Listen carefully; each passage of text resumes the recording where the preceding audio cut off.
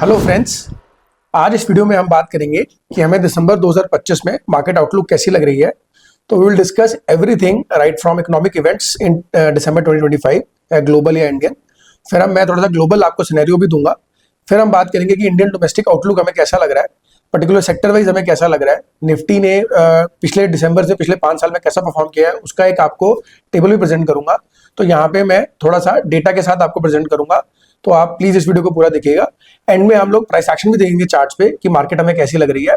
तो it will be a detailed video जिसमें आपको एक अच्छा आइडिया लग जाएगा कि हमें मार्केट दिसंबर 2025 में कैसी लग रही है और हमें मार्केट को कैसे प्ले करना चाहिए। तो चलिए दोस्तों, लेट्स स्टार्ट द वीडियो। तो अगर मैं मेजर इकोनॉमिक इवेंट्स की बात करूं तो अभी 3 मेजर इवेंट्स हैं जो हमें ध्यान में रखने हैं दिसंबर में। तो सबसे पहला आता है आरबीआई की जो मॉनेटरी पॉलिसी कमेटी की मीट है, that is happening on December 5 India में। तो इसका जो आउटलुक आएगा कि हमें यहाँ पे जो आरबीआई है वो इंटरेस्ट रेट रेपो रेट कम करता है कि नहीं करता। अगर यहाँ पे इंटरेस्ट रेट कम हो जाता है तो it will be very good for the Indian equities. और अभी पिछले हफ्ते आई थिंक आरबीआई गवर्नर ने एक थोड़ा हिंट भी दिया था कि इंडियन मार्केट अभी भी एक रेट कट ले सकती है, but it will all depend on the MPC meet. तो कहीं ना कहीं अगर यहाँ पे रेट कट आता है 0.25 या 0.5 बेसिस पॉइंट्स का, तो हमें यहाँ पे अच्छा एक मूव देखने को मिल सकता है इंडियन इक्विटीज में। वो हम आगे प्राइस एक्शन से भी जज करेंगे कि यहाँ पे हमें कैसा लग रहा है। सेकंड जो मेजर डेटा है वो इन्फ्लेशन डेटा जो दिसंबर 12 को आएगा इंडिया का। लेकिन उससे पहले फेडरल बैंक की मीट है यूएस में दिसंबर 10 को, तो उसमें भी इंटरेस्ट रेट कट की बात चल रही है।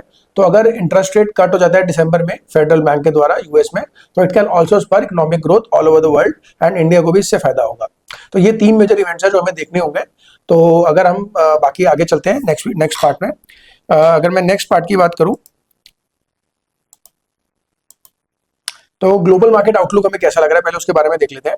तो अभी फेडरल बैंक की जो मैंने जैसे बताया कि 10 तारीख को जो फेडरल बैंक की मीट है, अगर उसमें इंटरेस्ट रेट कट हो जाता है तो it can really spur improve sentiments and spur inflows into the equities.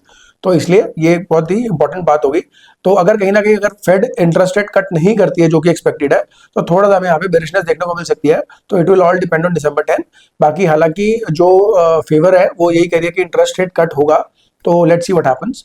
तो उसके अलावा आई थिंक जो दिसंबर के जो पिछला डेटा हम देखते हैं तो there is some kind of seasonality और रिबाउंड होता है दिसंबर में।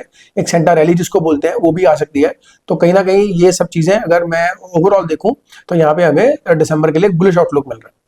तो बट लेकिन थोड़े फेयर्स कंसर्न्स भी हैं, जैसे कि मैंने मेंशन किया है। आप थर्ड पॉइंट दे सकते हैं जिसमें मैंने लिखा है कि ओवर वैल्यूएशन फेयर्स हैं, स्पेशली एआई बबल को लेकर। तो वहां पे हमें थोड़ा सा ध्यान रखना है। तो आई डोंट थिंक कि ये एकदम से 1 महीने में होने वाला है, but I just mentioned it कि these are certain concerns. Economic slowdown भी हमें देखने को मिल रहा है यूएस यूरोप में। तो कहीं ना कहीं वो भी हमें ध्यान में रखना होगा कि इकोनॉमिक स्लो डाउन है, ओवर वैल्यूएशन फेयर्स है, और अगर दिसंबर रेट कट नहीं होता है तो दिस कैन स्पर बेरिश